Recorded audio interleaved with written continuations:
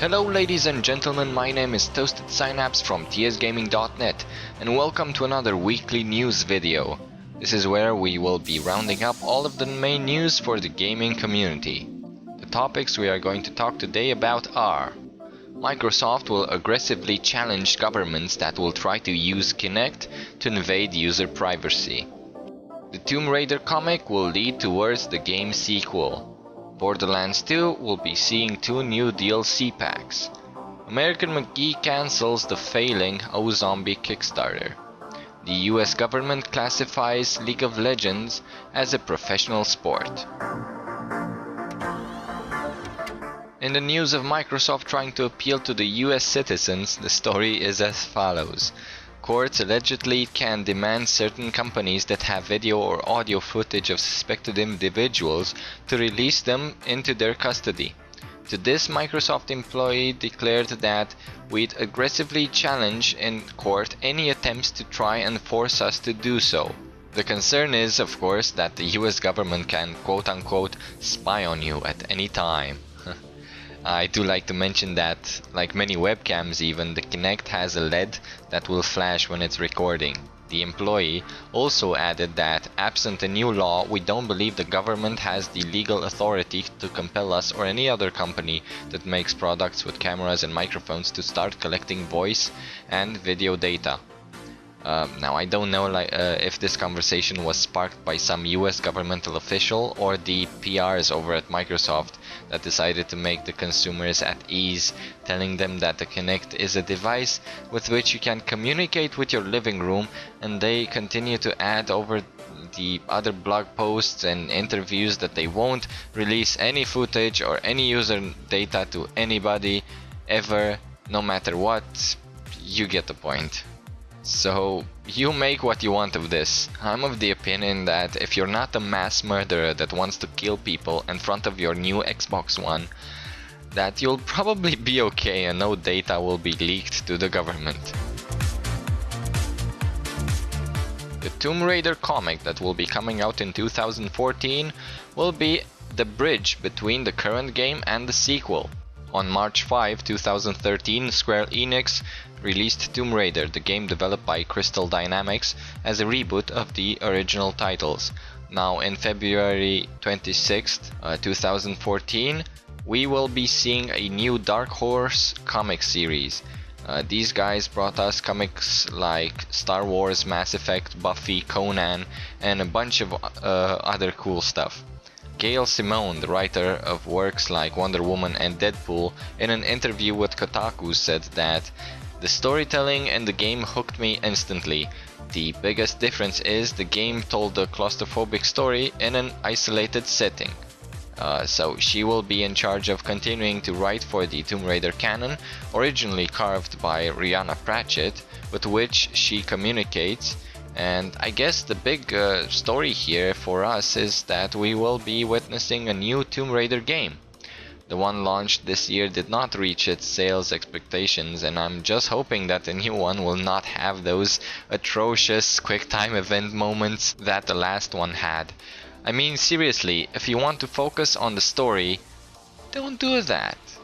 Have a separate genre for QTEs. But nevertheless, the comic will be coming out early next year, and who knows when the next game will come out, so we'll just have to be hyped about the comic, which I think is going to be great, considering I did some research on Gail Simone and Dark Horse, and I saw they produce some quality comic books.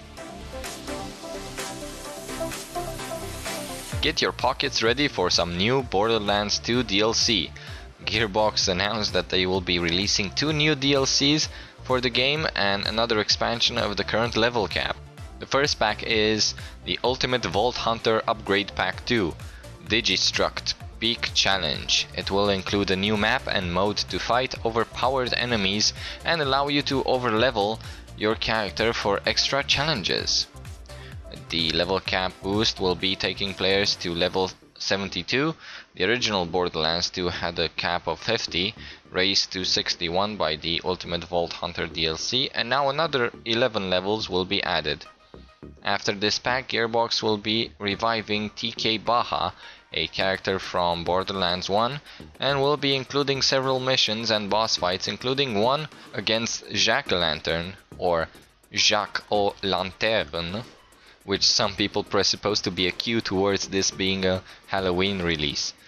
The interesting thing here is that the Vault Hunter Pack 2 will cost around $5, the Headhunter Pack has no predetermined price, and the Season Pass owners will have to pay for both packs. Not cool. The Season Pass by now got players 4 releases, including the last one from last month, Tina's Tiny Assault on Dragon's Keep. So what does the Season Pass mean anyway? Is the season over? Do I need a new Season Pass?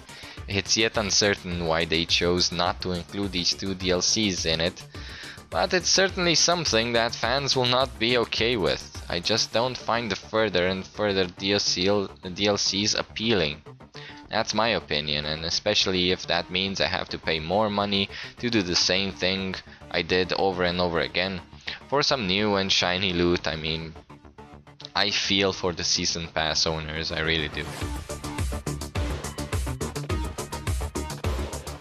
The American McGee project OZombie, the zombie-themed Wizard of Oz, was retracted from Kickstarter after receiving about $140,000 out of the $950,000 goal that they asked for. McGee has recently focused on another crowdfunded campaign, namely Alice Other Lands, a series of animated films based on the Dark Alice game series. He mentioned that he saw Alice's story as a trilogy, with the first 2 games being a mastering of the physical and the mental worlds, and now with the final part being an animated series in which she will dive into the minds of others, including personalities from that time such as Edison, Jules Verne, Twain, Darwin, and others. He mentioned that for Oz, we can always launch another campaign in the future. On the other hand, the Alice film rights are only within reach during a rapidly closing window of opportunity. We'll sacrifice Oz today in order to have a real chance with Alice. They will indeed have to pay for the film rights, owned by Collision Entertainment. Now, I've looked at the Kickstarter page and I have to say that, like all the Alice games, I enjoyed the direction that American McGee is taking. The fact that things are not what they seem, and that there is a deep psychological meaning to each and every object, character, or place in the story. We just have to think if nowadays gamers are willing to sit down and say, this links somehow to some deep feelings, or if they just want more of the standard, it's here, kill it and that's it treatment. Anyway, I guess that's why they went for the cheaper and some would say simpler approach of developing an animated series rather than a game. In any way, I would love to see what comes out of Alice's mind. I've enjoyed the 2 games and I suggest you check out the Kickstarter page and make sure you don't forget the past, Charlie. Last up in news today, we have League of Legends, the esport from Riot that was deemed a professional sport by the US government. LoL awarded various pro players with a total of $8 million over the years they have been organizing tournaments, and this news is great from 2 standpoints, whether or not you are a LoL fan. It's not about one game, it's about gaming in general that is taking a step forward, and you know it has some catching up to do. Well, with this new law in order, pro players are eligible for a US working visa to come in the country and practice their sport. I don't know if the USA felt like it was left behind when it came to esports and wanted their name up high when it came to international tournaments, but now they can rest assured that pro players from all over the world that have an interest in moving to the US can go there and win one for Uncle Sam. And I quote, "The United States government recognizes League of Legends pro players as professional athletes and awards visas to essentially work in the United States under that title," Nick Allen said from Riot Games. The League of Legends Season 3 World Championship will begin on the 16th September in Los Angeles, where it will conclude on the 4th of October at Staples Center. The first place winner will walk away with $1 million.